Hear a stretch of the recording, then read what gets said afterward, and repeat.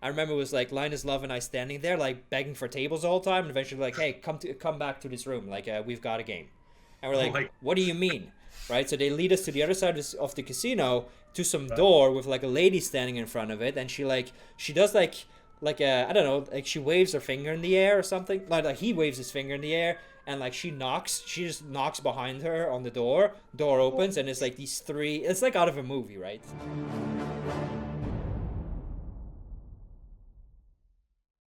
So ace eight is the first close hand. I mean, as I said, it is close, right? So it really depends on the lineup here. If you look at an opening chart, you'll see this hand being open sometimes. So if you think the big blind, for instance, is very bad, you want to raise a bit more. If, let's say, you think the button is very aggressive, you want to raise a bit less. So it's a hand that could give you a little bit EVV, but, not that much regardless.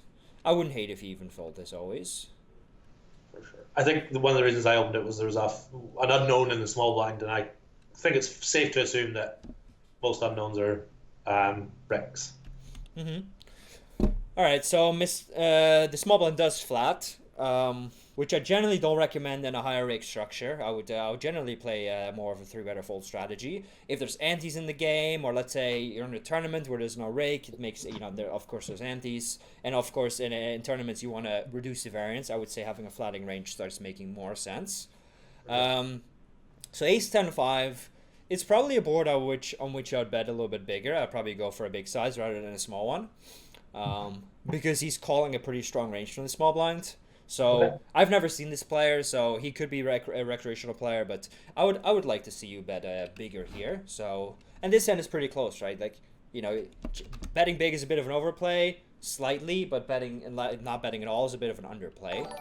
Okay. So yeah, I wouldn't mind if you check behind here, let him bluff hands that have a gut shot. You mean on the turn? Yeah, just checking behind the turn, because I mean, you could definitely still get check raised, right? By hand like fives or something like that, and then you're screwed, or hand like tens. And he's mostly calling the turn with hands like ace queen, ace jack, ace nine, that type of stuff. So I don't mind you checking, and then if he has queen jack, he only has four outs anyway. And now, I mean, yeah, easy call. He could be value betting the same hands, right? An ace that doesn't play, because you're splitting with the 10 and you unblock, when you have no jack or queen or king in your hand, that's pretty good. You have no, like, if the 8 were a heart, that would also be a bit worse, right? Because you could have a random 8-7 hearts. Yeah. So your hand is pretty good for calling. And the thing is, once you see bet the flop and check behind, you don't have better than this very often, right? Because if you had a hand like ace king, you'd often bet. So maybe you have a hand like 5-4 diamonds or something. Maybe check behind aces or something sometimes. But you would have to call this one. And you're often going to lose. I expect him to have a hand like ace jack a decent amount, but calling is definitely correct. And yeah, so the thing is, since he has king queen off here, like there's a good chance he has king jack off, right? He has he can have king jack off, he can have queen jack off, he can have some lower flush draws, plenty of stuff he beats. So I like to play, although I prefer a bigger bet on the flop.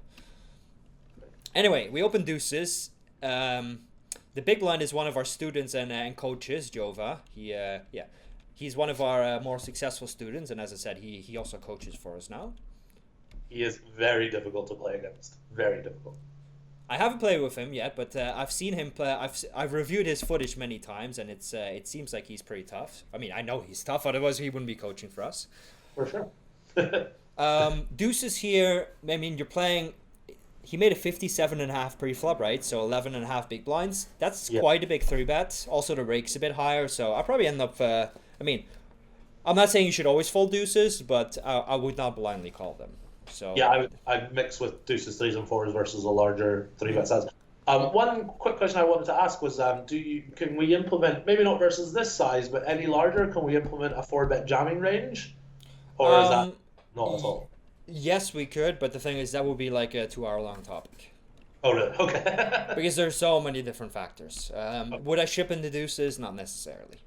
Okay, never mind. So yeah, as I said, there's a million factors that we'd have to work out in detail, and that's something that I could do with the student, but I'm even hesitant to because there's so much stuff involved that, Sure. like I think it's a good. I think it's winning when putting it in, adding it to your strategy. But the thing is, if I see like 10 leaks in a student, I'm gonna fix the biggest leak first, the second biggest leak second, right? And this would be like number 35.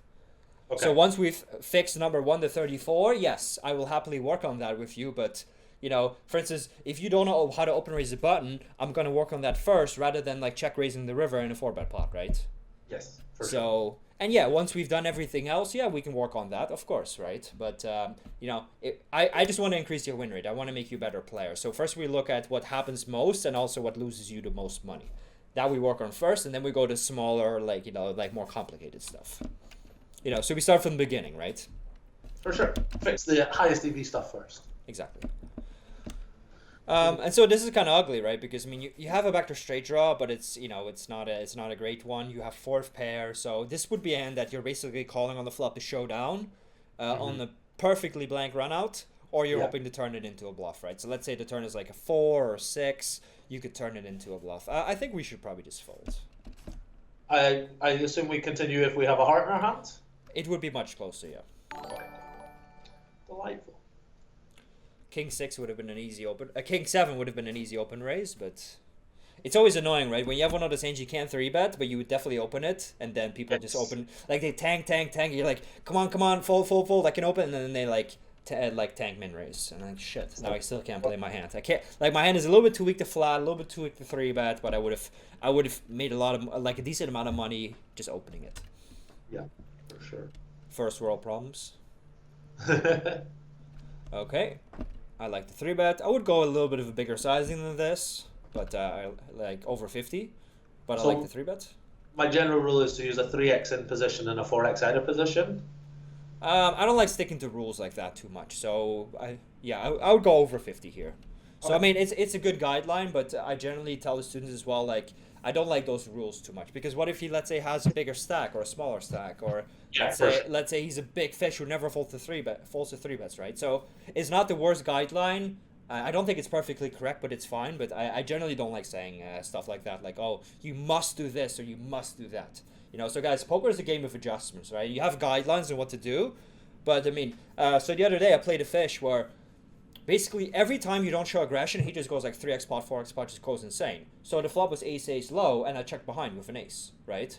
Because I know like there's a lot of reasons to bet there to just for value and protection, but if this guy just goes 4x pot with no equity, then checking an ace makes more sense, right? Yes. So for sure. in a vacuum, yeah, you want to see that full range there, right? But under like crazy circumstances like these, and you know, how often do you see a fish like that? Very infrequently, right? But I'm willing to adjust. I'm willing to check, and like he blasts off with 10 on offsuit, right? And that's fine with me. Let him do his thing, yeah. So I'll lose a little bit of money when c-betting, right? Because my range is a bit weaker, but that's fine, because if he just gives me 2 4x pot size bets, that's fine, and like I prefer that over, you know, that little bit more full equity or that little bit more resistance when we do get check raised. Ace queen here, mostly calling. Dr. Luck is definitely one of the best regulars in this lineup. That's what I've heard. I haven't played much with him, but I've got some guys that have played a lot of hands at 500 Zoom, and they all say that he's very tough to play against. Yeah, he's funny because I mean, he seems like an extremely nice guy. I actually watched one of his one-on-ones videos recently. He was like, when I first started playing against him, he was probably the worst reg in the entire pool. Really? Yeah, and then he just like gradually got like a little bit better, but I thought he was very weak. And then he started playing much higher stakes, and he was playing like everybody 3-handed, like LLinusLLove 10k, not 10k, but mostly at 5k, like everybody. And then he got really, really good, and I was like, ah, shit, you know, he's like a new force to be reckoned with at high stakes, right? I don't like that. Like, go back to 500 Zoom, because I want him. If I don't care if you're good, but like stay at 500 Zoom, and then he just continued to be very, very good. And then I just stopped seeing him. I was like, okay, sweet, you know, maybe he went on a downswing or something, right? Like, I wish him the best, but I still prefer if he doesn't play. And then I saw him mostly back at 500 Zoom, and like he was shotting some higher stakes, it seems, but not often. And now he mostly seems to be playing 500 Zoom, which is exactly what I want, right? So all the great players, you know, because I mean, he's definitely better than a lot of guys at high stakes, I would say. Well, that's interesting to hear. So the thing is, guys, high stakes poker is not only about who's the best. I mean, like oftentimes usually when you play bigger games, the games get tougher up until a certain point. Then it's about like who has more money, you know, who has better connections and stuff like that. So often, for instance, you'll see when you play like 200, 400 live, the game is often tougher than when you play like 25, 50. right? Because in a tournament 400 game, it's often like some kind of private game, so it's like, bigger fish, just guys with infinite money, inviting like they're inviting bad regs because it takes less money out of the system, etc., right? Yeah. So I mean, you see, like for instance, the JRB private games. I mean, JRB is arguably the best player in the game, right? Whereas JRB does not beat NL5 on PokerStars. Yes. But if you look at like NL2K live on Vegas, it's often like a 9-handed reg game, which is quite tough. Yeah. Right. So yeah, up to a certain point it gets tougher, but then it gets easier again. So yeah. Anyway, so Dr. Luck is one of those guys that like he has more skills than the game he plays represents, kind of. Cool. So, but yeah, with Ace Queen here, I'd mostly like to see you just check behind, right? If he has Ace King, I don't think you're making him fold to 1-bet. I don't think you're making him fold any hand like 6s or 9s either. So you're not really making better hands fold, and he will sometimes call worse, right? Like maybe he just check calls in like Jack 9 on the flop sometimes. Maybe he check calls in like Ace Jack sometimes, or maybe he just check calls in like King Queen suited sometimes. But the thing is, they'll often just check call you. You check the turn, and then they bet the river, and then you still generally have to fold. So yeah, I'd like to see you just check behind most. It's just one of those nice hands that like it doesn't have much bluffing potential, but at the same time, your hand has pretty decent showdown value. I would expect you to split sometimes too. I think I'm always checking back Ace Queen. I think we have many, many, many better hands to be starting to stab with on the flop. Yeah, definitely. For sure. So and like Queen Jack guys would be a bit better, right? Because now you'd have a gut shot. I mean, So now on the 8, it's kind of the same story where, I mean, he probably folds Ace King if you bet big enough, right? But again, he's not folding any other hands, so... Yeah. So we're targeting one hand to fold, and that's a hand that we block anyway, so... Exactly, so that's not a great recipe for success. And I'm expecting some small bets now, or some checks. And yeah, he does have Ace King.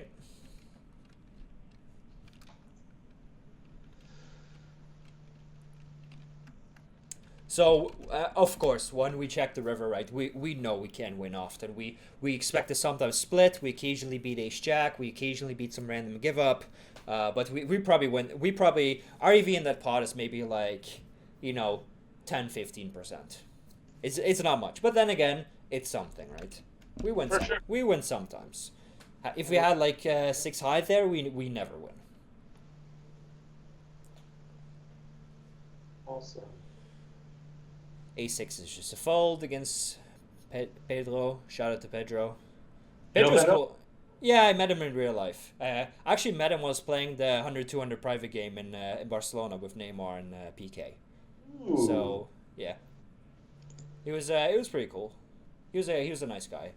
Jack 4 suited, I don't mind. Like I don't mind if you 3-bet these types of weaker hands sometimes. It's just that you can't always do it, right? Yeah, I mix as like 1/3 with my Jack X and some Queen X and stuff like that. Sure. For 3 of diamonds, yes, we have a flush draw, but the thing is we could easily be dead, right? Or, be up against a bigger flush draw, and, you can't expect much fold equity on this run out because, I mean, people can have Jack 10 and a Queen and a King and an Ace, so I don't mind if you just give up here, and if you hit your flush, that's great, so... Yeah, it's not a great spot to just start potting it, let's say, because, I mean, when you call 4-way into the big blind, it's not like you got much, right? I guess you'll have a hand like Jack 10 offsuit, right? I guess you'll have a hand like Queen 7 suited sometimes, so you'll have some good hands, but even those hands, they're good, but it's not like they're incredible, right? When the pot gets really, really big, you're generally at the bad end of it. For sure. I don't think I have much of a leading range here at all. Yeah, we can lead, but not that often. Huh. That guy likes his hand.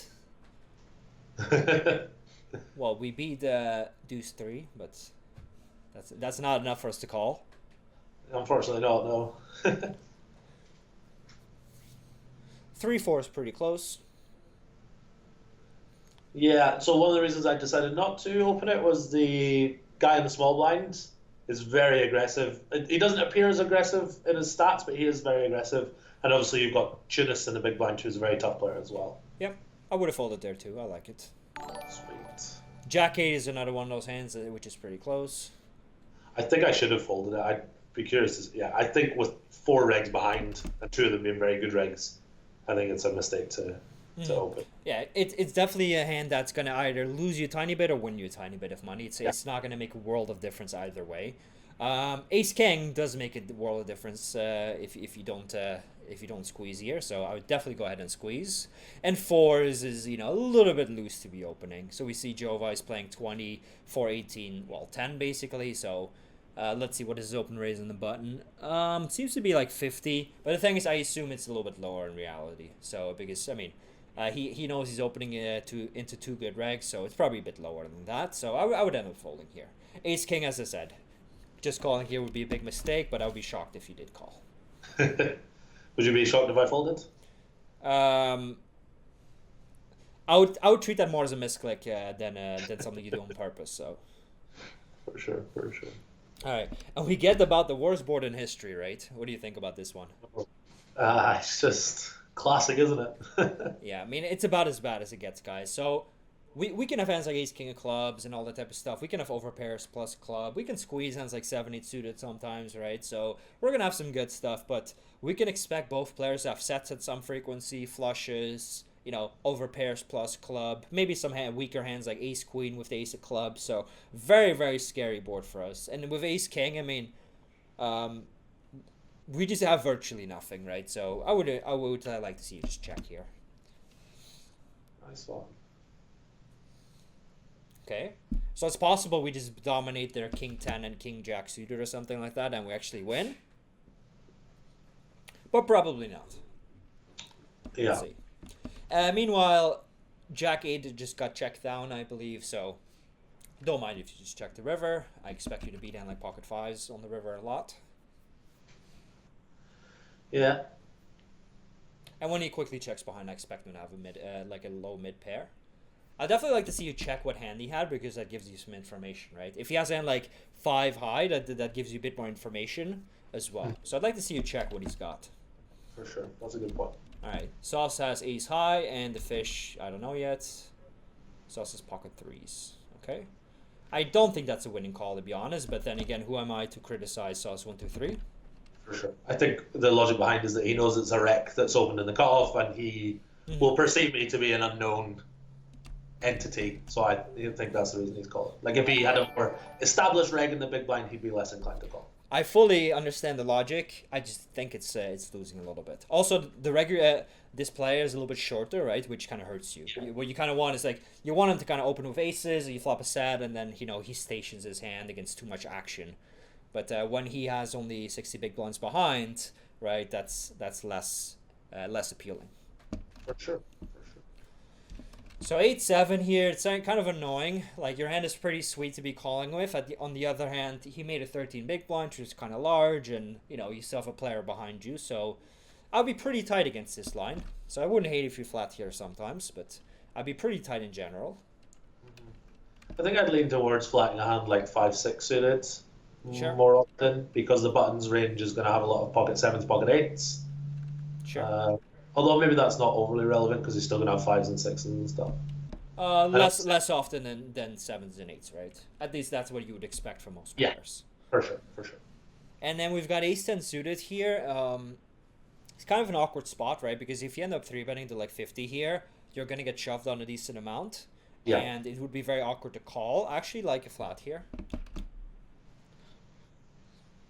Yep, I like it. And queen 10 suited, I like your ISO. Don't mind the sizing. Queen 10 suited, I believe, was quite an interesting hand. So ace 10 suited, this guy's really wrapping something strong. Like he's kind of short, but he's opening 3x, and now he just pretty quickly pots it. I mean, I would see this as a bit of strength, right? For sure. When a recreational player doesn't have, arguably a recreational player doesn't have that much money behind, he just quickly pots it on, on a somewhat dry board. I would read that as strength. So I wouldn't end up folding now because, I mean, he can still show up with anything. I call it the retard factor, and I'm not calling this gentleman a retard, obviously, but just when you think like, oh, I've got the read on him, half a second he just pots it, doesn't have much behind. This is obviously just ace king, and he wants to get the money in, and then you see 9-7 off suited, you're like, oh, okay, right? I've had that too many times where I think I've got the read on him, and then he shows up with something ridiculous. Again, not this gentleman. I have no idea how he plays. I'm sure he's a good player. Call. Let me ask you real quickly with ace 10 suited. Would you jam a hand like ace queen here versus his pot size bet? Probably not. I would not end up doing a lot of jamming here because again the board is quite dry, so I think you realize your equity quite well. The thing is, if he just has some kind of hand, right? If he's just pulling some shenanigans, it means he's virtually dead. The only hand you're afraid of is basically a flush draw, right?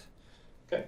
So no. And here on the river, the shitty thing is that he could have a hand like ace king and he sees his 8 and he sees 5, 8, 9, right? And he's like, oh, maybe the straight got there.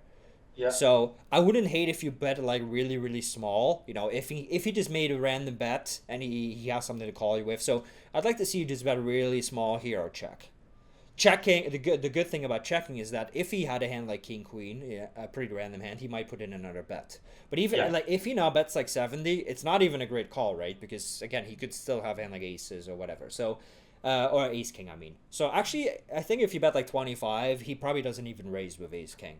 So you get a little bit of value. You prevent him from betting even bigger with ace king when you probably have to end up calling. Yeah, and he might call with some kind of random hand too. So I don't mind if you bet really small. I wouldn't hate a check either. Yeah, don't mind a really small bet here. Sweet. It's also hard to come up with bluffs, right? Because, what are you really bluffing with? Like, you'll have some missed spades, and maybe you turn like something into a bluff occasionally. But it's, you know, when you call, I mean, it's not like you have a million random 5x to turn into a bluff here, right? Honestly, like, if you had, like, king 5 suited here, I would just fold on the flop. I'm very unbalanced in this spot, but I think it's okay versus a recreational player. We can size down like this with a hand like ace 10, and if we have a hand like king 10 of spades or something like that, we can bet a larger size to generate more fold equity. We don't need to be too theoretical against like a potentially funny strategy. So yeah, because I mean there's a lot of things going on here. So I really don't mind this bet size. And he snap folds. So that's interesting, right? He snap folded. So he probably was bluffing. I mean, even if he had a hand like queens, let's say, and he was just afraid of checking. Like even then he would at least think about it, right? And he'd probably call you. So it shows that he was probably pure bluffing. So he probably had a flush draw or a complete air. So that's interesting. Queen 10, so we make a 2250 pre-flop, which I like. So we checked and he bet 25 on the flop? Okay, so about half pot. So he's saying he's got a pretty good hand, but not like queen jack or nothing, which I don't mind. So I like the check on the flop. This is definitely not a board I'm range betting because, I mean, it's really tricky, right? Like, what is he calling with? We have no idea. Exactly. Maybe he has queen jack offsuit. Maybe only suited. Who knows? Maybe he has kings. You know, some people they limp kings. They limp call. Some people they just open shove pre-flop. There's so many different types of players out there. So I really like your check call. It's a hand that has good equity, right, to call over multiple streets, but generally doesn't want to build the pot too much out of position. It doesn't need much protection. It's a nice hand to check. It's also pretty tricky, right? It's a pretty tricky hand to show up with, so I like it. And now he bets around 2/3 pot again. I mean, this is a very easy call. If he has, let's say, a hand like, king 8, we have the equity to call, right? Unfortunately, our implied odds are not fantastic because if he has, let's say, 2 pair and the river brings the flush or the straight, he probably checks behind. Call. And okay card.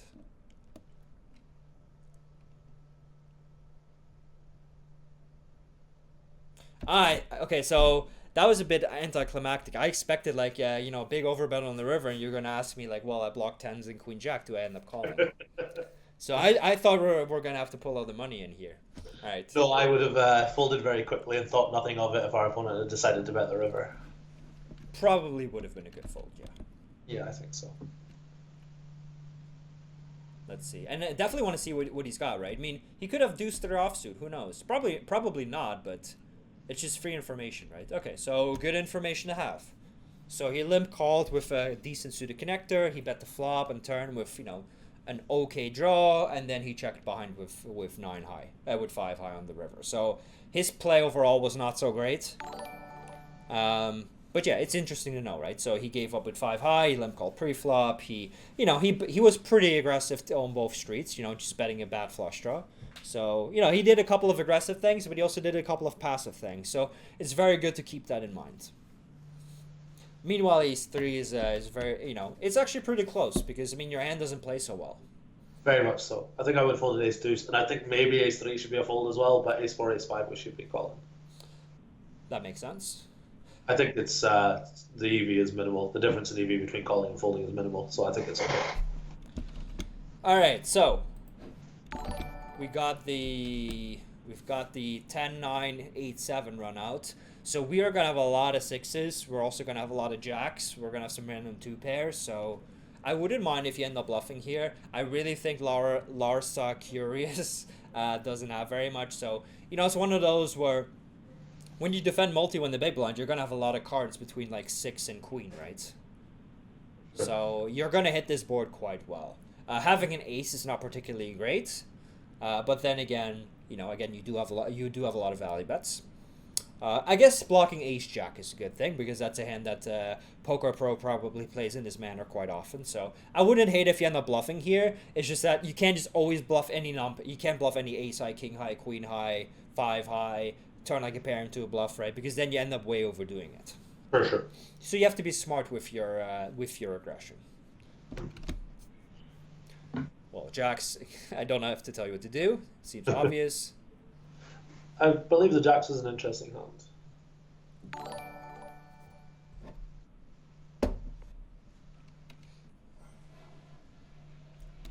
And Poker Pro bets really, really small here. He's definitely representing a 6 for the sizing, obviously a jack as well, perhaps even 2 pair or a set, because I mean, he, as I said, he bets really, really small. He probably can bet a hand like 2 pair for the sizing, so because he would expect both of you to lead a better hand a decent amount of the time. So it's also nice to be tricky sometimes, right? And check some strong hands. Mm-hmm. So, by the way, guys, Gary will entertain you for 30 seconds while I grab some water. Can you do that, Sweet. Gary? See what people are saying in the chat. Shout out to Dr. Upswing. That LLinusLLove and I is absolutely beautiful. For those of you that are a fan of my stream, I've got my badges and emotes and stuff like that coming any day now. It's going to be awesome.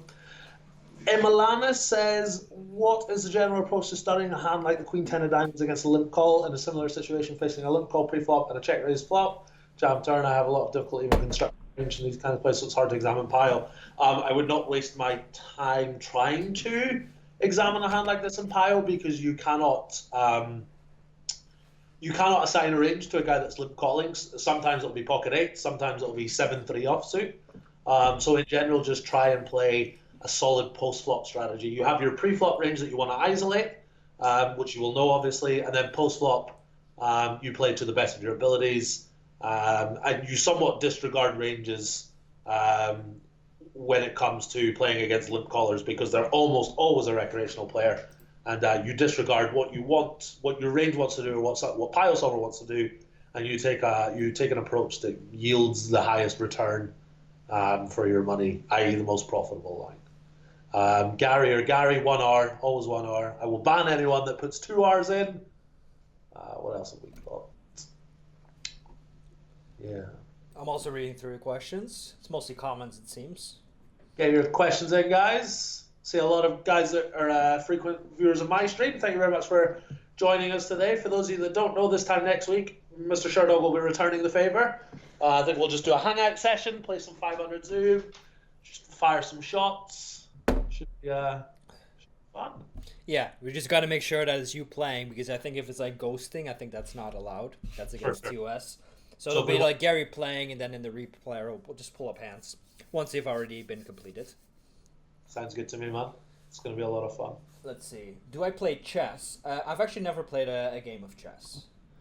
So Gary's a fucking wholesome guy. Hope a site throws him a sponsorship, so streaming will be more long-term appealing. Gary, how much did you pay more to say that? Who said that? Whoever said that, thank you very much. That was very kind. I promise I didn't pay anyone anything to say anything. Well, shout out to Moritz for doing that for free. Thank you very much. Some dude from GG Poker might be getting in touch. But yeah, we'll see what happens. I don't want to talk too much about GG Poker because I know Mr. Sherdog has had some issues in the past with them. Yeah, it's close to my heart. Let's see. I'm reading through everything. Yeah. So principal said exclamation mark staking. So I can't stress it enough. Please go to the BluffTheSpot website and check out the staking deal we've got there. So it's basically a over 100% rake back deal for party poker, which is pretty ridiculous, but good, great, great at the same time. Yeah. So basically, even if you were to lose, you still get a guaranteed payout of 2 big blinds per 100. So it's money in the bank every single month, even if you have losing months, and you get coached at the same time.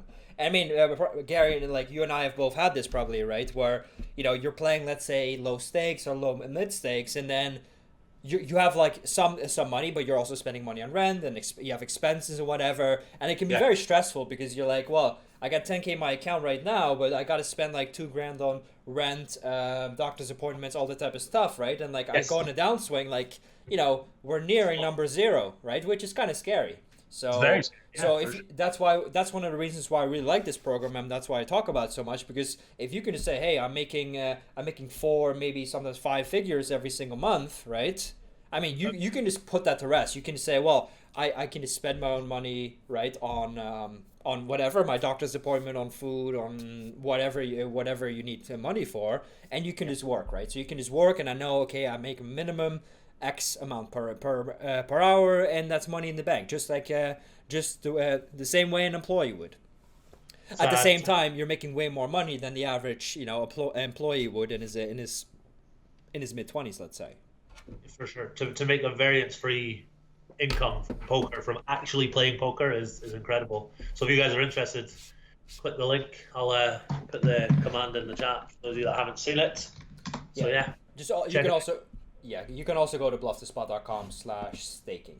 For sure. And I asked the guys for like a frequently asked questions list, because I obviously don't know all of the answers to the questions, so I have more answers now. Great, excellent. Let's see. Sounds like a really good program. When I inevitably go bust playing 500 Zoom, I will certainly be signing up. We'll give you a spot. Don't worry. Oh, is MMAsherdog tagged blue, GazzyB? Tag white. White is friend. Wow. And pink is really good friend, but that's only for Jared so far. Oh yeah, he doesn't play on stars, unfortunately. So no, but he'll be very good friend. Let me read through some questions. Are you gonna read the pre-flop Quran soon? Write the pre-flop Quran. Well, he spelled Quran soon, so I guess no. Snake Bright. Oh, Le Wimster said it first. Let's see. Gazzy would be happy to know if you took some money out of Neymar, as he hates him. Do you hate Neymar? Fucking despise him. He's my least favorite footballer. He's an absolute woman of the highest order. Rolls around, holding his ankle. The guy gets a yellow card. He's straight back up, ready to take the free kick. So basically every footballer except for old school English footballers like Roy Keane. First of all, I'm Scottish and Roy Keane is Irish. No, I'm not saying because you're from the UK. I'm just saying because except for some old school English players and maybe some Russians. Exactly. Yeah, I like my footballers to be. I don't like the guys that feign injury to try and get people sent off. And Neymar is the epitome of that. Sure. The master of the barrel roll. 7 rolls every time somebody looks at him. Well, I'll be happy to tell you that he lost probably like 50K in that game. Fantastic. So it was under 200. So most people said it was around 20K. So he bought in for 10, and he was doing this thing where every time PK was in the game, he had in the hand, he had to be in the hand. So it would, for instance, go like open, cold call, PK squeeze. He would just snap cold call any hand. He had to be in the hand with PK no matter what. That's awesome. And he lost like 5 stacks. So PK was winning quite a bit in the beginning. So every time Neymar busted, PK would just like give him 10K in chips, and he would just give him like 10, like a little bag of money. Wow, that's awesome. So, how was PK's quality of poker? Was it okay or was it pretty bad? Or? It was surprisingly good. Really? Wow. So in the end, he did lose, but he probably lost like a stack. Because, I mean, he was just like, for hours, he was just making tough folds. Like, you saw him fold like 2 pairs on the river and that type of stuff. He was not just nitty, but what I like was that he was like taking his time. He's like thinking through the hand, and he probably doesn't have an elite thought process, but you saw he knows how to perform, right? Because you saw he was not tilting, he was taking his time, he was making like an educated decision. He just doesn't have as much knowledge as, you know, some expert level players. For sure. So that was pretty impressive. So he was not like Neymar is a gigantic whale. Like a gigantic whale. It was also nice that I had the Jesus seat on both of them. Like basically it was Piqué, Neymar to his left, and then I'm sitting to their left. So that was pretty sweet too. The absolute dream. So yeah, so Neymar is a mega whale, and Piqué is I mean he's obviously a recreational player. He's not great. There were also like two other like one more recreational player in the game who was also a big fish, and then eventually Piqué left after he finished his burger and fries and whiskey and at like 4 a.m. Oh no, yeah, he left at like 4 a.m. and then his friend replaced him. Neymar busted probably at like midnight. He lost too much. So it was a fun game for sure. That sounds incredible. That's a really cool story. I just want to tell the grandkids one day. Should you ever? No, because honestly, I'm telling it because you like it. I don't really care about football too much, so to me, it doesn't really. I mean, it's like a cool experience. It's also funny because, you know, in the last few years, I've realized the value of like being talkative to recreational players and being inviting and whatever, right? Building connections. Yeah. So every single day, I would come in like a nice shirt, like a really nice, you know, like a nicely, not even iron, like sometimes iron, but like a nice shirt. You know, like nice pants. So I would look stylish, right? And then one day I was like, there's no way you get in any of these into any of these corrupt games. It's only for Spanish people. So I come in this old T-shirt, right? Because I didn't care. And of course, then the host was like, because I remember it was like LLinusLLove and I standing there, like begging for tables the whole time. And eventually, like, hey, come back to this room. Like, we've got a game. And we're like, what do you mean? Right? So they lead us to the other side of the casino to some door with like a lady standing in front of it, and she does like I don't know, like she waves her finger in the air or something. Like he waves his finger in the air, and like she just knocks behind her on the door. Door opens, and it's like these three. It's like out of a movie, right? It's like these three gorgeous tables with like even like some gold somewhere, and like I believe 3 tables, could have been 4. Minimum 3 tables. On 2 of them, people are playing, and I believe they were playing high 6 PLO because I saw Nikki Jedlicka play. Okay. And there was like one table, like the one closest to me was like, it was like a guy was like, is that Neymar? Like, what the fuck? No, of course not. Why would he be in a casino in some kind of back room, right? I mean, I almost thought like it was like a porn casting site or something, like a casting area or something. And I see him sit there, and I was like, oh, it looks like Neymar, but it's just somebody, right? And I look at this guy, it's like, some Spanish-looking guy, probably some kind of regular, I don't know. But I see, well, I mean, they're like, oh, that's a table. So I thought, well, one of them must be a fish, right? So obviously I sprint to get the Jesus seat on both of them. So I sit on their direct left. And then eventually the game fills up. It was like LLinusLLove, Philismes, some other Swiss guy that I don't know, because I only know a couple of Swiss guys that play online, and he wasn't one of them. And it was like Sergio Ida, Pedro XL, then 3 recreational players, and yeah, that was it. Really fun game. That's a really cool story. Yeah, I broke even in the end, so it wasn't even I won maximum 2K. I think I may have been down 2K. So, but it was a fun night. Definitely a lot of EV in that game. That's awesome. That's a really cool story. I know the next day, so they do that once a year, but they only play like some small tournaments usually. But they were there because the next day they had to play some kind of charity event. Yeah. So the next day, but that ended early, right? So the next day, the Spanish guys kicked everybody out of their private room. They were playing like 7-handed, right? And only Spanish guys, because they basically bribed the floor. So they would have seats open for Neymar. And they would tell the host like, "Hey, if you get him in here, that we'll pay you some money." And then what they would do, they play 7-handed, and they would play 1 hand per hour just so the game officially keeps running, so they don't get kicked off the table. Oh man! So they just tank for 10 hand, like they would just tank for like 10 minutes each, so they would play 1 hand an hour. And you know what the best thing is? They never showed up. What a way to live your life. Just so that whole spiel was for nothing. So when I was there the second night, they were like, "Yeah, just leave, man. You got no shot. You got no shot to come here, right? Unless all of a sudden you grow a beard and you start speaking Spanish, we're not inviting you." So even then, they wouldn't have invited me. So brush up on your España, man. That's what you need to do. No, even then. So there's no shot. But then they just did that whole thing all night for nothing. It was great. A couple of quick questions in the chat. Sick D Joker says, Gazzy, how are you doing at this game? I'm winning at 2.5 BB per 100 so far in 30,000 hands.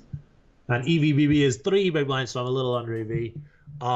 D Dragon says, Gazzy not playing today? Yeah, I'll be playing later on today. I'm chatting to my buddy Ed in the chat.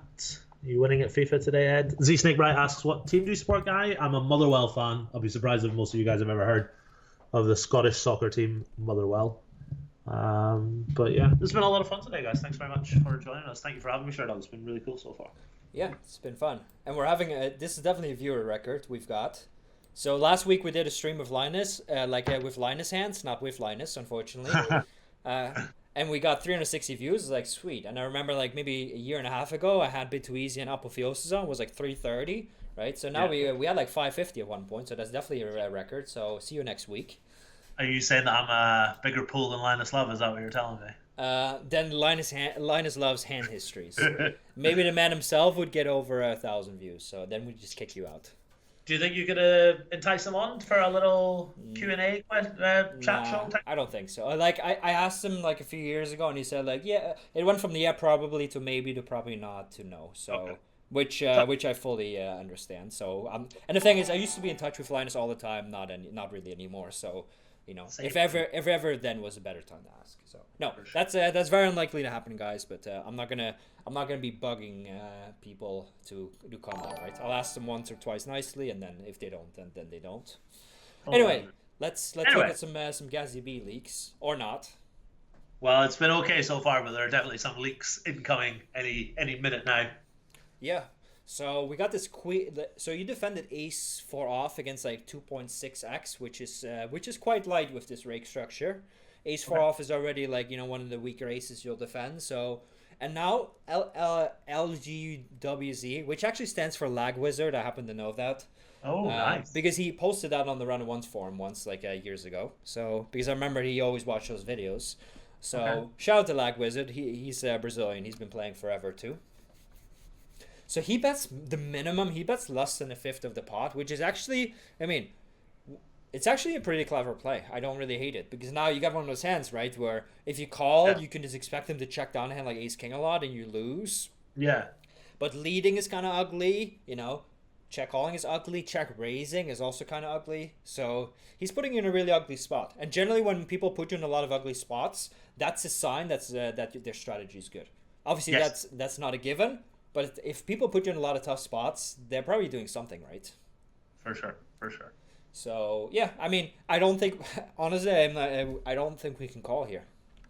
We can still continue to call with hands like ace 8, for instance. We can also check raise very aggressively, but this hand is not so great to do it with. Okay, that's good to know. I kind of felt like I was maybe being a little bit exploited, but I'm glad to hear that we should just be folding. No, but so this, I have to be honest, right? I would,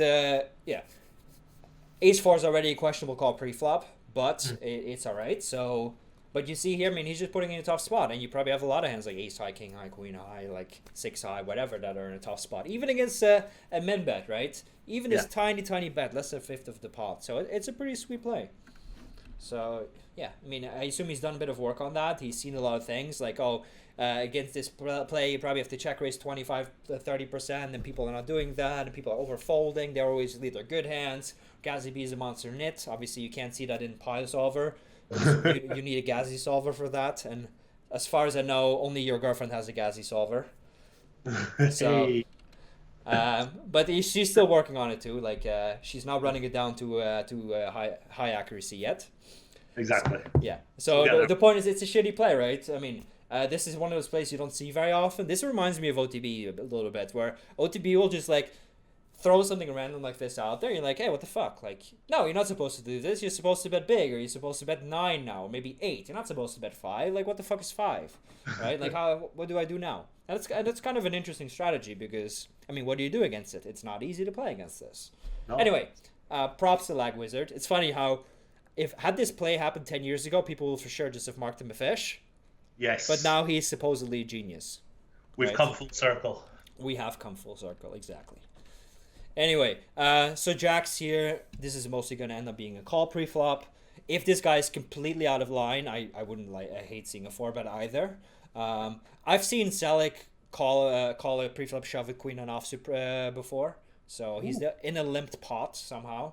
He's was one of the first 500 Zoom streams we did. Was like he limped a small blind against an under-the-gun raise, and somehow he put in 100 big blinds afterwards.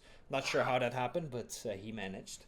Anyway, so jacks is one of those hands when a dry run out, you're probably have to call down, right? Because queens will be 4-bet sometimes, and we don't always have deuces and fours, right? So sevens obviously is the top of our range. Maybe we have queens sometimes. So this is one of the better hands we've got, right? So on a blank run out, we generally would have to call down, but not always.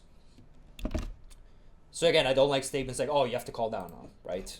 Yeah, for sure. But it's a hand that on a blank run out you can't fold that easily. Particularly versus one of the more aggressive rigs in the pool. Yeah, of course. What do you think about his flop sizing here? I mean, I actually don't want to talk about that flop sizing, but I'll tell you in private. I actually don't want to talk about this hand too much because there's a million things to say that I don't want to say. Okay. Let's put it like this. It's really good in theory, in some theory, but I'm pretty sure that he's not playing his hand very well. Okay. But like this. Anyway, either way, right, I think the question is not, will you fold jacks? Will we fold jacks? Because that's out of the question, right? That he just bets 3/4 pot on a blank board and we fold. Well, I mean, we're in the top 10-15% of our range, right? We might have queens sometimes. We might have definitely sevens. We have fours and deuces sometimes. And that's it, right? So we still have hands like 10s, 9s, 8, 7, 8, 7, 6, whatever, maybe 5s. We have many hands like queen 10 suited out of nothing. If we fold this hand against a 3/4 pot bet by an aggressive player, then, he's laughing all the way to the bank. All the way. So he checks. Well, so I'm not sure, I'm not sure he has an ace too often, right? Because if he had a hand like ace king, he would often just check the flop. So he might have have it sometimes. He might have some hands like ace 5. At the same time, right? Like, how do you have an ace pre-flop on the turn? I mean, so you could have a hand like maybe ace 4, ace 5, and like ace king. So this ace is not too relevant. Mm-hmm. So either way, so when he checks, you'd expect him to just have a hand like 10 unsuited that just gave up, or expect him to have a hand like weak ace or something like that. Maybe you'll have a hand like kings or queens too. Yeah. Either way, I don't mind if you check behind here. Drum roll. That's a really bad card, right? Because I did say he can have kings, so if he now ships the river, he's repping pocket kings pretty well. Yeah, very well. Jack 7, meanwhile, I think that's a bit loose to open with. I agree. I think it was maybe just a little autopilot. Yeah, and with jacks, we can fold. We can just check here. We can bluff with weaker hands, right? We can bluff here with like 4, 5, or 6, 7, or 5s, or something like that. Maybe we occasionally bluff float in like 10 unsuited. So yeah, we don't need to. We can still have 10s, 9s, that type of stuff, 8s. So we don't need to bluff with this hand. Sounds good. All right, he has 8s. Interesting. So it's worth noting that he has 8s. And yeah, as I said, Jack 7 is a bit loose. Yeah, for sure. I would also bet smaller on this flop. This board is very, very dry. So on this board, I said that I don't simplify as much as I used to, but this board I would definitely. Against the average player, I would bet at a very, very high frequency. So on this board, I would go maximum a third of the pot. You can probably even go smaller. Okay. Seems fair. So old school OTB would have bet 5 on the flop.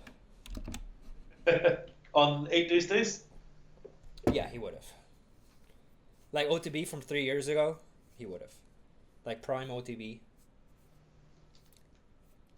Pre-Linus OTB, we'll say. Well, Linus was already very good back then. So the Queen's hand bottom left is very interesting. I'm not used to this large squeeze size pre-flop, so I wasn't sure what to do. Mm-hmm. I don't think is good. So Turnus is probably going to squeeze a little bit more liberally, right? Because the button is flatting too much. Yeah. So then queens are looking a little bit better than they are. So if you wanted a 4-bet, you should 4-bet very small. Do we still get to? Yeah, I think we do. We should just 4-bet very, very small. We can also start including 4-bet shoves. So here, like in this spot when the SPR is much lower, it makes more sense to potentially have some shoves. Okay. So anyway, I would like to see you just 4-bet here. Okay. So can we talk very quickly about what our 4-bet shoving range should be? I would assume ace king offsuit always. Well, you don't always want to have it, right? Because I mean, yeah, you don't always want to put every hand in one range, but mostly, if anything, like you would maybe want to 4-bet ace king suited, right, rather than shove it. Yeah, for sure. So that would make sense, but you want to mix it up. So what you don't want to do is like say I shove ace king, and then when I got aces I 4-bet small, right, or something like that. You want to mix it up.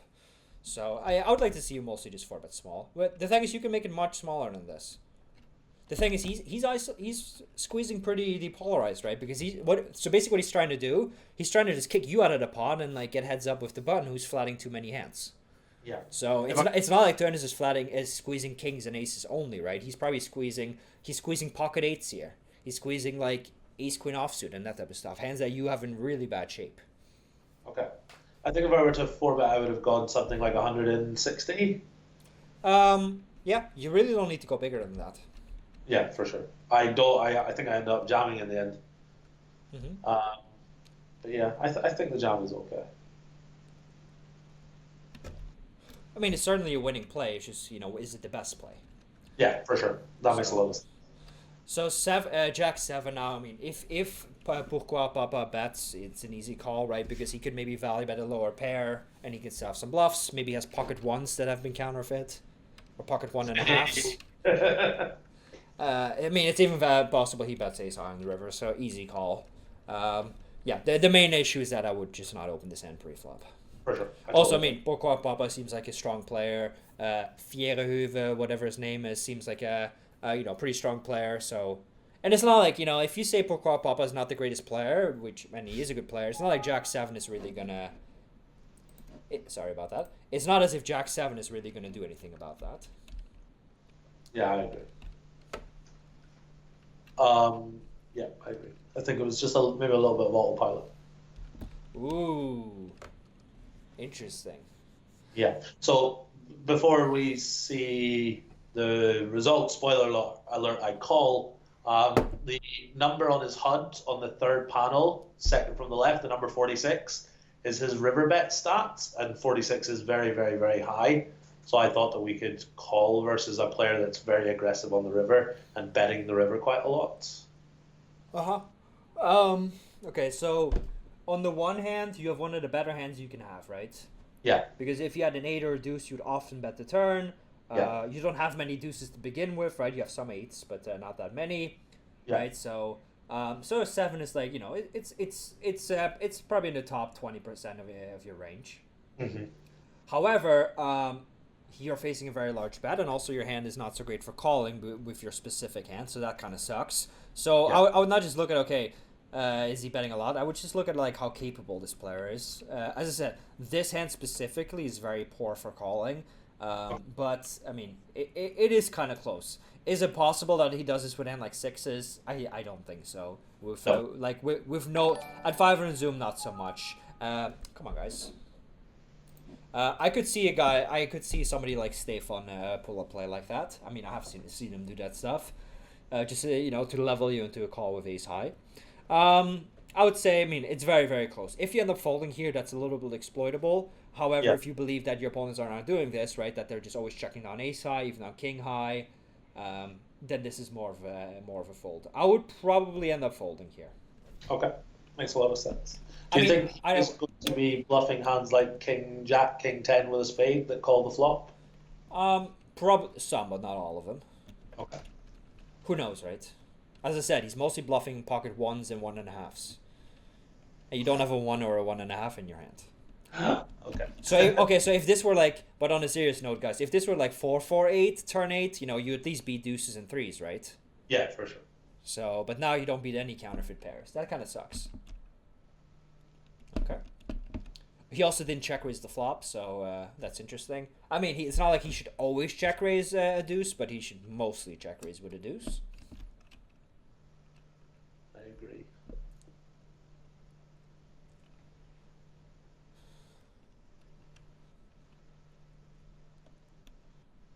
I'm also looking at the pool, right? Because I don't really know the players anymore. I kind of stopped playing Fiverr and Zoom, so but it seems like mostly the same guys. Like Turnus has been around for 20 years. Shout out to Turnus. Reed Reyes, Selig. I mean, these guys have been around for so long. Poker Pro, Poker Papa, Lag Wizards. I mean, yeah. For sure. I've got a lot of respect for these guys that are still playing Fiverr and Zoom after all these years. Yeah, because it seems boring as shit, to be honest. To just be playing for 10 years straight, right? But then again, they're making great money, so why not? Yeah. So Tip Top Style does something really funky. What does pink mean? Pink is knitfish. Knitfish. Yeah. Well, the thing is, this is not a knitfish play, right? For sure, exactly. Yeah. However, you expect him to like not 3-bet very often, okay, but he did. But then he just like 3-bets like small or something or whatever. But he just makes it 80. I'd actually argue that this is a knitfish play because of what he shows up with. Well, let's not spoil it. So, okay, so if you believe he's very nitty, so he's not really 3-betting hands like 5-4 suited here, whatever, I would just end up 4-betting. I wouldn't even hate calling. Like, if you think he's ridiculous, you know, some of these guys playing 18% 3-bet, just call, right? The pot's going to be 162.5. You know, there will be 2.5 times pot behind. You know, if they have like Jack 8 offsuit and that type of nonsense, you know, just let them spaz off, right? Because once you shove here, they're folding virtually always. You know, so like the danger calling here would be that if he has hand like ace king, that, you know, he misses and then he doesn't call down, right? Or like he has queens and the board is king high and he doesn't call down. But if he's super tight himself, then it makes more sense to just 4-bet, right? Because he's not going to fold. You don't want him to fold. So I wouldn't even hate if you go for like some whatever the sizing you're about to use, just like some small raise. And we both know that you're doing this with aces. Yeah. Or kings, right? Aces and kings for sure. Never ace king.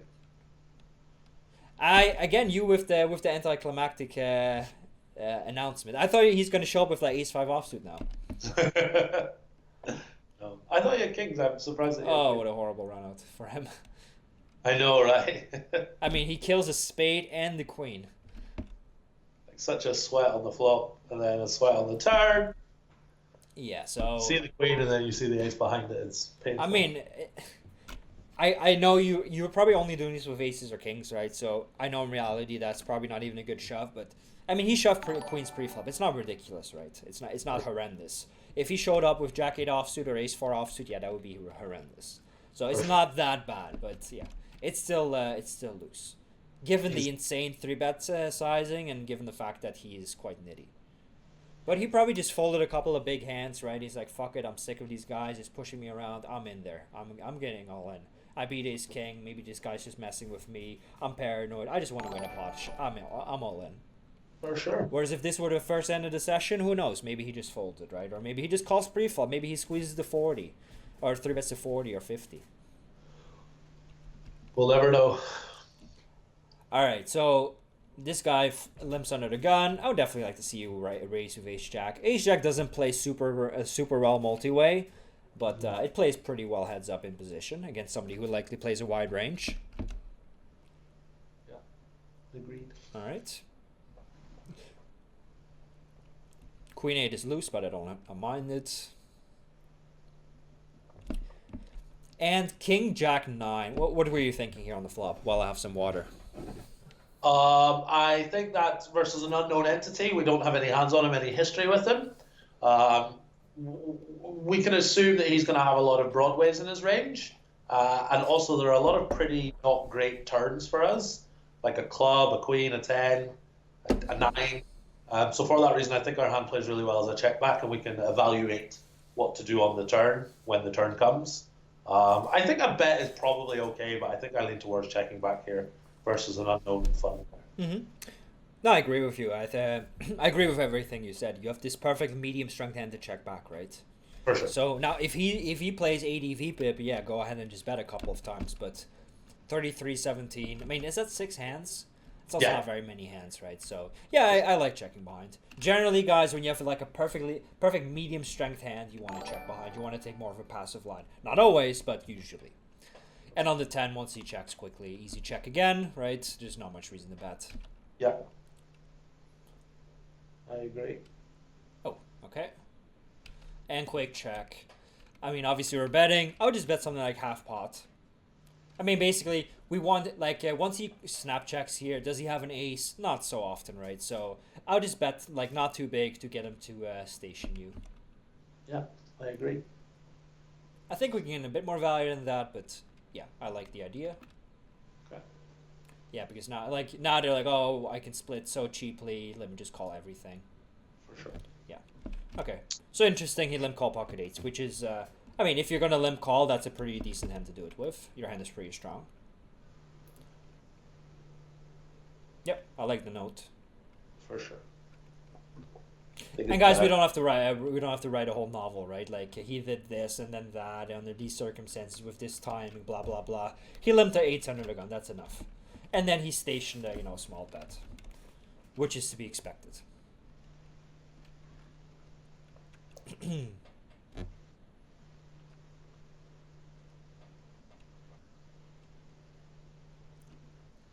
Oh, we get a wave. That's like a student move, Gary. You got all the student moves. Even though you're mostly a coach, you got all the student moves too. What did I do? Sorry? Like, this is what all the students do. Wait, if we go back. Wait, oh. Oh, no. You see, when you start waving here, it means like, I don't know what to do. Help, help, help. Oh, yeah, for sure. It's like, so I remember, actually, I was waving because I wanted to ask, yes, we've got a nit fish in the big blind, but we've got a bunch of really solid regs behind. Should we go queen 10 off under the gun?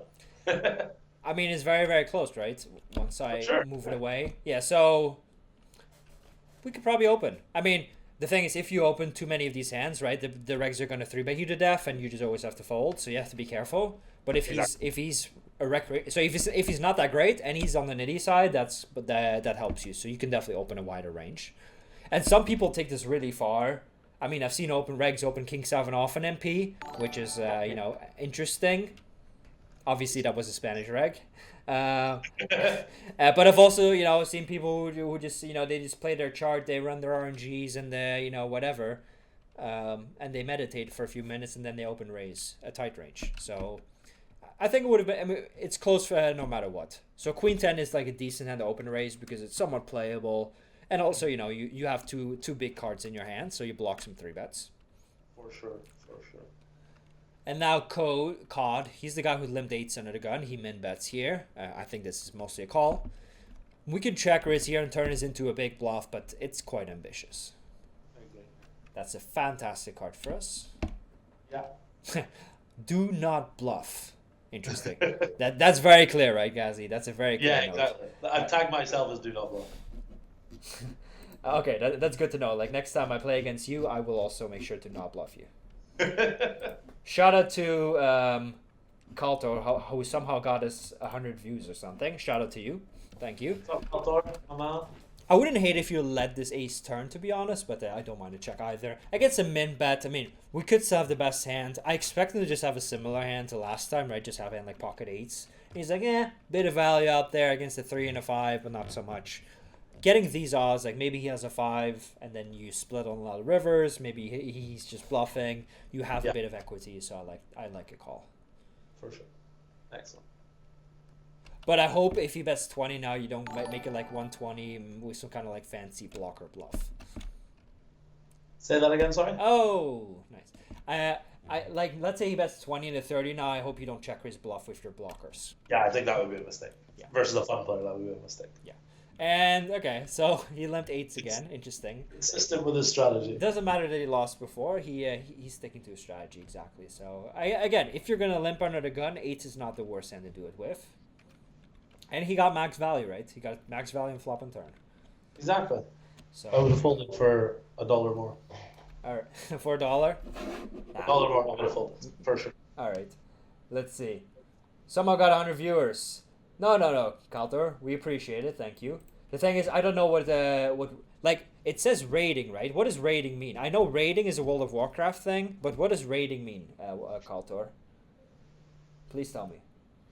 Raid is when you finish your stream, you raid another streamer, and your viewers all go over to their channel. Ah, okay. I didn't know that. Something you should do at the end of every stream because it gives you more viewers because people see that you've raided the stream they're watching and they'll come over and follow your channel as well. All right. So top streamer tip for you there, Sherdog. Thank you, Kaltor. If you want, you can come on stream next time. Maybe not next time, but if you wish sometime.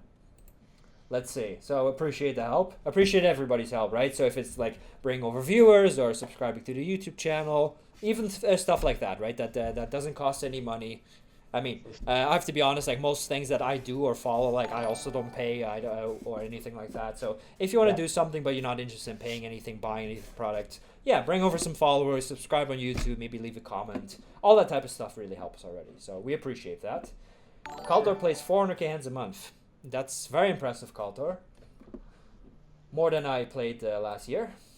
Kaltor, I know, is a very high volume reg and still finds several hours a day to interact with a lot of Twitch viewers. It's very impressive. The man must like sleep for like 3 hours a night. Mm-hmm. Or he's just playing. He's just asleep right now. That's also possible. Perhaps, yeah. Perhaps. Let's see. Windows 98 best. This is Windows 2007, guys. Come on, stop talking shit. Hey, I'm running a Windows 2007 computer and it's amazing. I upgraded it to 32 gigs RAM. I can have 8 poker sites open, my tracker and everything. Not a dream machine. And everything works perfectly fine. No issues whatsoever. Whereas, like a year and a half ago, I bought a gaming laptop in New York for like $1,400 and it started lagging like a week after. It was shit, and the battery broke and everything. So I love this computer. So as long as it doesn't break down, I'm gonna keep it. MMA grandpa. I love it. Yeah. I mean, what am I gonna do? Buy some overpriced Apple product? Definitely not. Yeah, Windows 7 runs great. I believe they stopped support for Windows 7, so I'll eventually have to upgrade it to a different Windows. But it's easy. It's a good program. So, Scotty T approved GazzyB's flatting range. Thank you, Scotty T. Scotty T is an IRL friend of mine. We used to live together in the streets of London. Scotty is an old school live reg who coined the phrase flat range, and he flats his range everywhere. That's just what he does. He flats range. So, like, what's his name? Gavin Smith. Rest in peace to Gavin Smith. So this is famous old school video of Gavin Smith teaching for Full Tilt Poker. He was one of their sponsored pros, and he was saying like, I'm gonna just flat on the button, right? I'm gonna flat 5-2s off and kings. You don't know what I got. I'm unpredictable. That's exactly like my big pal Scotty. Flats range everywhere. Right. Shout out to Scotty Smith. Shout out to Mr. Jarman in the chat, friend of mine. We've been to Vegas together. Chat is popping today, guys. Thank you very much for joining us. Mm-hmm. Gavin Smith coined the flat call. Yeah, especially since he passed away. Shout out to Gavin Smith. He has the patent to the flat call. We spoke a lot about ambassadors of the game. Gavin Smith was a very good ambassador of the game. Any footage I saw of him, he seemed like a very fun guy. I want a flat 6 for off, so I flat kings, and you don't know what I have. All right, solid. Shout out to Gavin Smith once more. Let's see. How long have we been going, Gazzy? 2 hours? A little bit less, right? Like we have been going for 1 hour 53 minutes. Wow. All right, guys. So let's do like 10 more minutes. So let's do some more. Let's cover a few more hands, and then we cover some more questions. We fire some shots. Let's do it. We tell you about all the stuff we have going on in our life. Nothing, basically, and then we wrap it up. Sound good? Sounds fantastic. Sounds very accurate. Sweet. All right, guys. I wouldn't even mind if next week we continue with this topic on your stream, or we can do whatever you like. You just play live. Like, we'll see. I'll do a poll on Instagram and people can decide. The viewers can decide. Yes, you can do that, guys. Okay, so Queen Jack suited, I wouldn't hate a 3-bet. It's a pretty good hand. It's a really nice and playable hand. Suited, connected, clubs. Clubs are underrated. Everybody likes hearts and spades, but clubs are underrated. Don't know about that. So bottom left, we open the 7-6, and I think it's just because we have an unknown in the big blind. Well, I prefer opening this hand over Jack 7, to be honest. I also prefer opening this spot over the last one because, I mean, this player is unknown, although he could just be an excellent player. Could be. But the other guy was for sure a good player, right? So this guy could be good, could be bad, or somewhere in the middle. The other guy was for sure good. So I don't hate it, but again, it's quite loose, right? So that's probably one of the things you took mostly from playing 100 and 200, right? And now moving to 500, you're gonna have Yeah. to tone that down a little bit. So making these exploitive opens is still good sometimes, but you can't push it as far. Like you know, at 100L, you can probably just get away with opening 60% on the button, right? And nobody's gonna punish you. Although 60 is a bit extreme nowadays. But you know, but at 500, you'll just get crushed if you do that.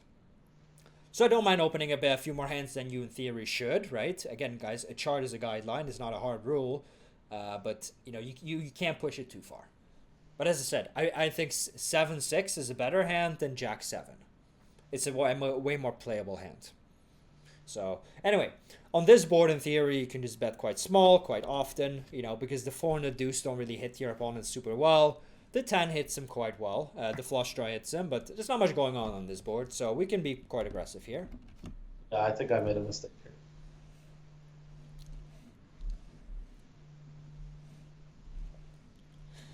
Yes, on this board, yeah, I would bet a bit smaller.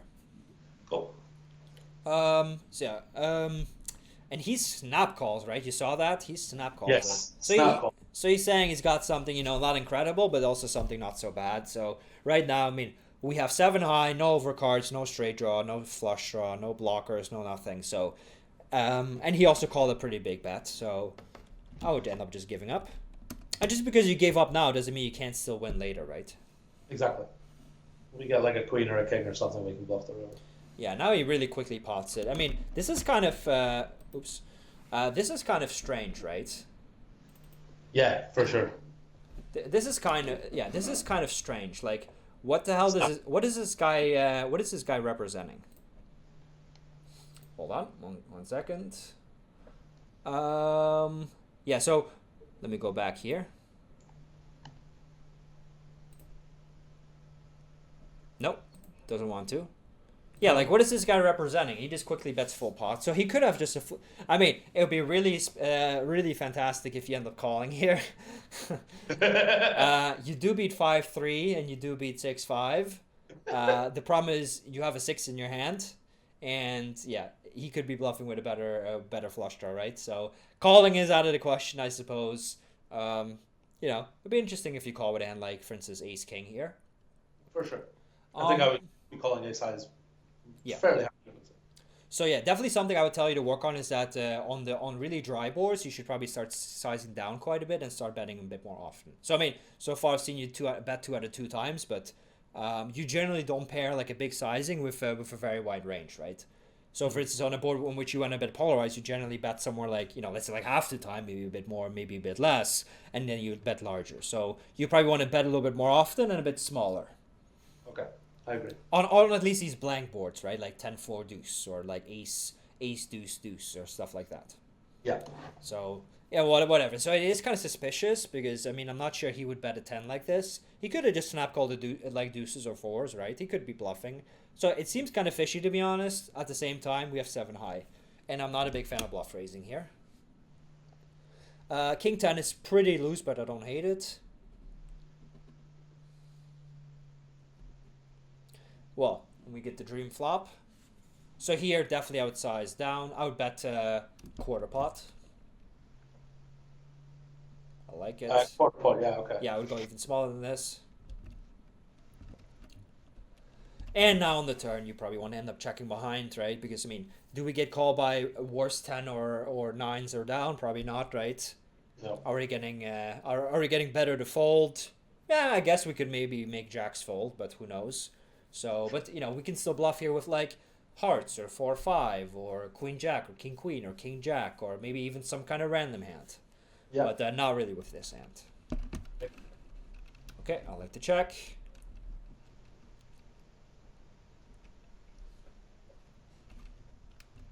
And now easy check, hoping to beat a hand like 9s. I expect you to lose jacks here. Or 8s. Okay. Yeah, his hand was played pretty poorly. Very, very poorly. Anyway, don't want to talk about that one too much, but yeah, very poorly played. But that's okay, right? I mean, I'm sure you've played hands very poorly. I have too. Linus has, OTB has, you know, Jamie Gold has. Everybody's played hands poorly, so that's fine. I've never played a hand poorly. Just kidding, obviously. Definitely not in the last 15 seconds. Maybe in the last 30 seconds. I'm joking. All right, we'll make this the last hand, guys. So, Okay. 9-8. I assume you're going to bet this one, right? Yeah, I would like to think so. Yeah. I mean, this is another one of those boards that's pretty blank, and especially with this hand, it's a great hand to bet with because, I mean, if you get him to fold when you have 9 high, that's fantastic right here. I mean, he almost for sure folded better than 9 high, so that's great because you wouldn't have won at showdown. At the same time, backdoor straight draw, backdoor flush draw, 2 overcards to the 6, so double backdoor straight draw. So yeah, great hand for betting. Could I make one very quick request? If we go right to the end of the video, there's a hand that I play versus Sauce that I thought was quite interesting. If we could just whiz through that, if you wouldn't mind. Sure. It's literally right at the end. All right. Ooh. I have ace queen. Oh yeah, this is the one. Okay. So we can start from here. Sauce 3 bets pre, we defend. Okay, cool. All right. We can 4-bet sometimes if you like, but we can also call. So we end up calling. Sauce scares me too much. I'd rather just call. Sure. And this is a board you can expect him to bet very often. Bet on very often, right? Because, Sure. I mean, he just has aces 100%. You never do. You probably have 8s and 5s a lot. He might have 8s. 5s probably not so much. But he also has some really good stuff like, you know, ace king and whatever. So let's see. He probably is going to start with a small bet here. So, okay. So what does this tell you, this bet size? It's a little unusual. I expect people to use a 1/3 sizing here quite a lot. So he's gone like 40% or something, which is not a strategy I'm familiar playing against. So I don't feel qualified enough to comment on the merits of it, if that makes sense. Well, the math doesn't change too much, right? Because I mean, he didn't bet that much bigger. But the thing is, like, does this mean he's checking too? I don't know, right? Because I would imagine betting his entire range for a small size on this texture. yeah. Although, So if he doesn't bet his full range, that does change things a little bit. And here, this is an easy call. Yeah. It's funny how you don't tank against anybody, but against Sauce you do. Yeah, it's just like nerves. I don't want to make an idiot of myself in the next run at once video that comes up. All right, so Sauce checks, and he checks pretty fast. So really unsure what to do here. let's see. Well, the thing is, because it's pretty close, right? I mean, you got like ace 4 suited. Is it close? No, easy check back. Easy check. You got pocket 10s. Easy bet. Yeah, I would say we don't bet that. We don't check that back very often, right? We could sometimes, but not that often. So, but this one is like right in the middle, right? We got like 2 pair, mostly bet. Ace king, mostly bet. Ace 4, never bet. Ace 9, if we have that, never bet. Yeah. Or virtually never bet. This is like right in the middle. For sure. So let's see what you do.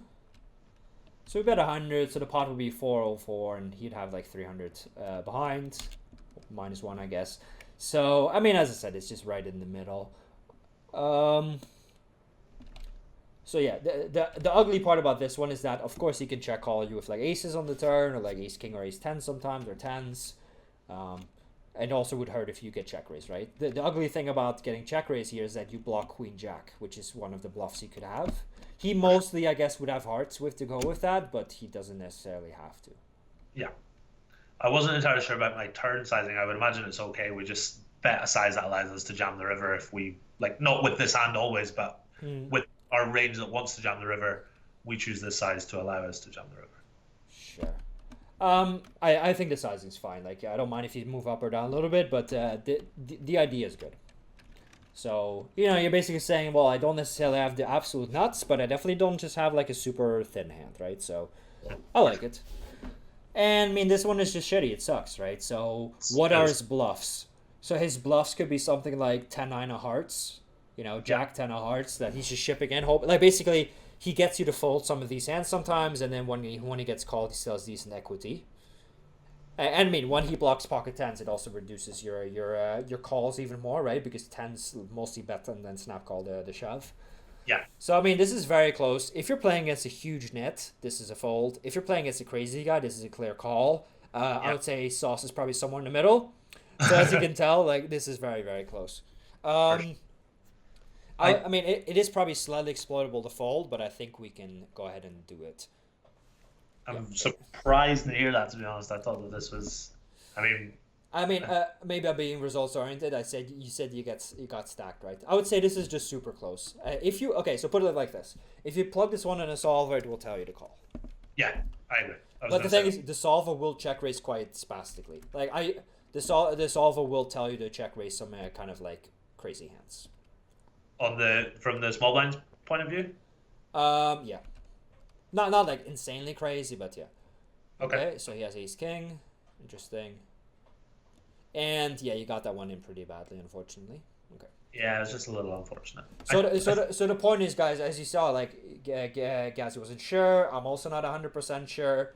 But because the thing is, it's very, very close. And oftentimes in poker, decisions are close, right? You got ace 4, easy check. You got like, let's say you were betting there king queen, easy fold, right? But there's always like a couple of hands like right in the middle.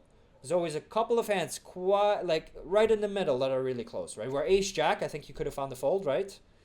And you also would have maybe checked behind more often. Yeah. And like ace king, you would have called because you split with ace king and potentially if you beat it in like ace queen, right? Exactly. Yeah. So like ace queen is like the only trouble hand you've got. So guys, don't beat yourself up too much when you have like one of those only trouble hands, because it's not like Sauce would have played that hand much better than you. It's not like OTB would have played that hand much better than you, right? He would have played it a little bit better, most likely. Okay. But not by much. So when you have that shitty hand that's like right on the cusp, don't beat yourself up too much, because I mean it's a shitty spot, right? Where betting sucks, bet calling sucks, bet folding sucks. Checking behind, I guess, is the easier play, right? Mm. So, but not necessarily the best play. So there's just always this one shitty hand in your range that you hate playing. So if you had that one a few times in a row, just realize that rather than beating yourself up and saying, "Oh, I suck," right? So don't be results oriented when it comes to those hands. Yeah, absolutely. I totally agree. So I totally agree. Anyway, guys, I hope you enjoyed it. So next week I'll be on Gazzy's stream. So in 1 week, basically, Gazzy will tell you all about it. You can vote on the topic. Gazzy, do you have anything else to say? No, just wanted to say very quickly, thank you very much to everyone that joined us today. See a lot of guys that tune into my own stream. Thank you for making the crossover. I'm going to stream probably in about 45 minutes or so. Okay. My own Twitch page, which is GazzyB12345, obviously. But yeah, thank you very much to Mr. Sherlock for having me. It was a lot of fun today. Yeah, thank you for joining. And thanks to everyone for tuning in. Definitely blasting our record. So as I said, I'm gonna get curly hair now too. So, gonna get curly hair. What are your other secrets? Quickly before we move on. What are the other secrets? Other secrets: curly hair. That's it. That's it. Curly hair and teenage girl music like Britney Spears and Christina Aguilera and shit like that. But anyway, let me see. So anyway, guys, I linked the YouTube channel. I'll do it again. So even if you don't want to buy any of the products, you don't want to get coached necessarily, you're just here for fun. We upload this type of stuff on YouTube for all of you to see, right? So the more you subscribe and like videos and leave a comment, the more willing we are to put in a lot of money, to put in a lot of effort, a lot of time, right? So everybody listening, please just subscribe to the YouTube channel. As I said, it's free and it will always remain free. So, and if you want to get either coached by us, for instance, you saw a guy like Jova. He's one of our coaches. He plays 5 on Zoom. He's had great success, or myself, or or many other players. Well, not many, but or we have other coaches. Go ahead and sign up to be coached, right? So, or if you want to be staked with the guaranteed 2 big blind payout structure, go ahead and then sign up. You can just send in an application, and you're not committed to anything. Obviously, we can just discuss details with you, like the pros and cons for both parties, and then we can see if we make something happen, right? And if you don't want anything too interactive, we've got products in the store like my high stakes course and several other great products. So yeah, we actually are redoing the website, so everything looks really good. So yeah, go check it out. It'll be fun. So that's the link to the website. Thanks for joining again, guys. You'll see me on Friday at 6 p.m. Always Tuesdays and Fridays at 6 p.m. And Gary, when do you usually stream? Whenever I wake up. Sometimes it's midday, sometimes it's 4 p.m., sometimes it's 9 a.m. Just depends on how much sleep I've gotten the night before. All right. But trying to stream every day at the moment, guys. So yeah, hopefully I'll be streaming in about 45 minutes or so. So I'll see you then. All right, sweet.